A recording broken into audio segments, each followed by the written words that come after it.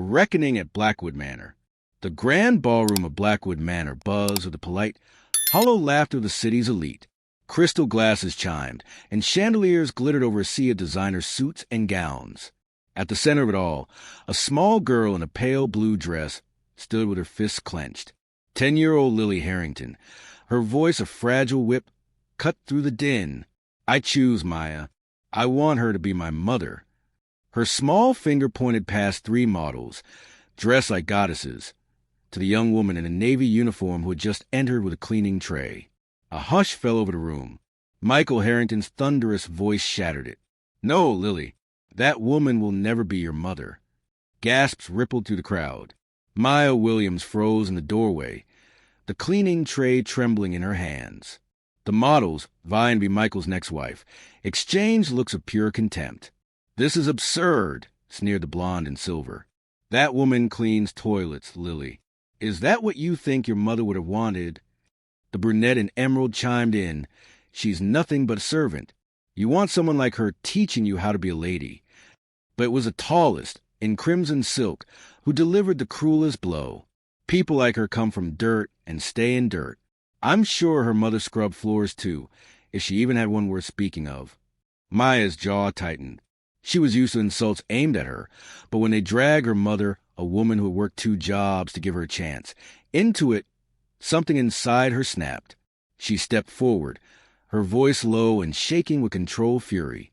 You don't talk about my mother. You don't talk about the people I love, ever. The models laughed. How noble! The crimson-clad woman sneered. This is a world of class and status, not fairy tales. Michael's patience broke. He snatched a glass from a table and hurled it. It struck Maya on the side of the head, shattering into a spray of water and glass. She stumbled back, clutching her temple as warm blood seeped through her fingers. Get out of my house. Michael roared, his face flushed with rage. You're finished here, Maya. Pack your things and be gone before morning. Lily's voice cracked. No, you can't do that. She's my family. Tears streamed down her face as Michael grabbed her arm and dragged her toward the grand staircase. Lily's cries echoed to the hall as guests looked away. Maya stood frozen, her heart pounding, the blood on her fingers a stark reminder of her place. Upstairs, Lily sobbed into her pillow. She's always there for me, she choked out. When I'm sick, when I can't sleep, when you're not home. Michael stood at the window, staring out at the city lights. Go to sleep, Lily. This discussion is over. The next morning, the Harrington estate gleamed cold under the winter sun. Hollow-eyed from crying, Lily wandered into garden, her mind 1,000,000 miles away. Her foot slipped on the edge of a pond, and with a splash and a scream, she fell into the icy water. Across the lawn, Maya heard the scream. She didn't think, didn't hesitate. She sprinted across the frozen grass and dove into the frigid pond. The shock stole her breath, but she grabbed Lily's arm and hauled her toward the bank, pulling with every ounce of strength she had. By the time Michael arrived, Maya was kneeling in the mud, wrapping her coat around the shivering girl. Lily clung to her, sobbing into her shoulder. Michael froze. The image of his daughter's desperate grip on the woman he had thrown out the night before seared into his mind. For the first time, he saw past the uniform, past his prejudice, and saw the truth. Maya wasn't just an employee. She was the one person who had been there for Lily every moment he hadn't. Maya, He began, his voice cracking. He swallowed and tried again. I was wrong. Deeply wrong about you, about what matters. I can't take back last night, but I can tell you I'm sorry. For the words, for the glass, for all of it. He turned to Lily. I'm sorry, sweetheart. I let my pride hurt the 2 people who matter most. Looking back at Maya, his voice steadied. If you'll allow it, I want you to stay. Not as a help, but as Lily's full-time caregiver, with proper pay, benefits, and the respect you deserve. She needs you. Maya searched his face for any trace of condescension. She saw none, only a man humbled by what he had almost lost. She nodded slowly, still holding Lily close. The battle for Blackwood Manor. The news of Maya's heroic rescue spread quickly. A security camera on the estate had captured the entire incident, and a leaked clip went viral. The public praised Maya as a hero, while Michael's reputation as a ruthless businessman began to crack, replaced by a more human, albeit scandal-ridden, image. Michael's PR consultant, Patricia, warned him of the dangers of this new narrative. "Once you say publicly that Maya is part of this family," she cautioned, "there's no taking it back." "I know," Michael said without hesitation. This wasn't about public image. It was about taking a stand. He held a press conference on the estate lawn, the cold air thick with tension. "Many of you know about the incident at the gala and the events that followed," he said, his voice steady. "There's been speculation, gossip, and, frankly, prejudice. I'm here to put to rest.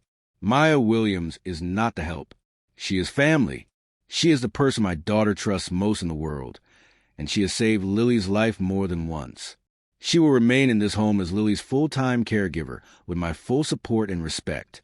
Those who can't accept it are free to walk away from my life." The cameras clicked, and a new kind of silence, one of stunned respect, fell over the crowd. But Michael knew the battle wasn't over. The gossip hadn't died down. It had simply moved from public headlines to private phone calls. His board was moving to push him out, using his public defense of Maya as an excuse, claiming he was unfit to lead. One evening, a reporter named Denise Carter, a former investigative journalist, arrived at the estate. She had information that Vincent, a powerful board member, was orchestrating a smear campaign against Maya. He was digging into her past, trying to paint her as a gold digger. "They won't print a word of it," Michael said, his jaw tight.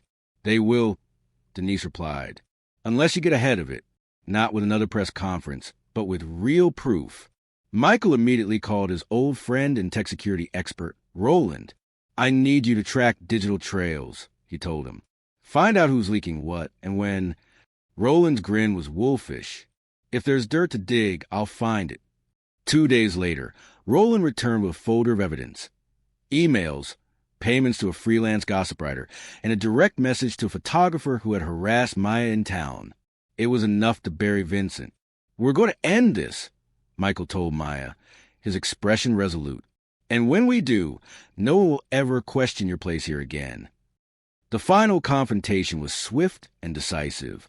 Michael, with Maya and Roland's help, leaked the evidence to the press. The headlines were damning. Billionaire's board member linked to stage scandal at charity gala. Vincent's reputation was destroyed, and the board, sensing the shift in power, quickly distanced themselves from him. But Vincent was not done. He was desperate, and desperate men don't play by the rules. After an angry, veiled threat at the estate gate, Vincent's attacks became more insidious. A series of harassing deliveries, a drone fly over property, and a break-in attempt, all designed to make him afraid. Michael, Maya, and their team, Roland, Patricia, and Denise, worked together to anticipate his every move. They discovered Vincent had an entire network with informants inside the company. He had even planted a mole on his staff, a trusted personal assistant who had been leaking information for months. The betrayal cut deep, but it allowed them to close the breach and finally, truly, get ahead of Vincent's game. The team traced Vincent's remaining network to a warehouse near the docks, a base for smuggling operations and data drives. Under the cover of darkness, Michael, Maya, Roland, and Denise went to the warehouse. They found Vincent there, coordinating his final attacks on the company and the family. They were able to record his conversation, getting the irrefutable evidence they needed. Michael confronted Vincent, who managed to slip away into the night, but the police arrived moments later and arrested his lieutenants. The network was dismantled, and the threat was over. For a moment, at least, a new dawn. The storm had passed, but the scars remained. The experience had cost Michael friendships and peace of mind, but it had also taught him a valuable lesson. No amount of money or power could shield the ones he loved from harm. One evening, as Michael sat in the library, Lily ran to him, wrapping her small arms around his waist. "Dad, are you okay?" "I will be, sweetheart," he promised. Maya, watching from the doorway, spoke softly. "You don't have to carry this alone." Michael looked up at her, a profound gratitude in his eyes. "I'm not used to asking for help." "You don't have to be," she replied. As spring deepened, the estate began to heal. Michael began spending more time with Lily, seeking to make up for the years he had spent distant and preoccupied. He found Maya in the garden one afternoon, pruning the rose bushes Lily loved. "I owe you an apology," he said, "for the way I treated you before I saw who you really are, for doubting you. I was wrong and I'm sorry." Tears glistened in Maya's eyes. "Thank you for saying that." Later that evening, Michael sat by Lily's bed, reading her favorite story. "Daddy, will you always be here now?" she asked. "Always, sweetheart. I promise." Michael felt a profound shift within himself, the beginning of a new chapter, not just as a businessman or a father, but as a man learning what it truly meant to love and protect.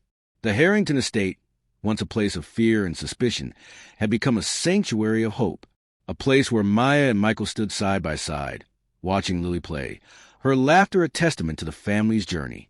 They had faced darkness and emerged stronger, their bonds forged in fire and tempered by grace.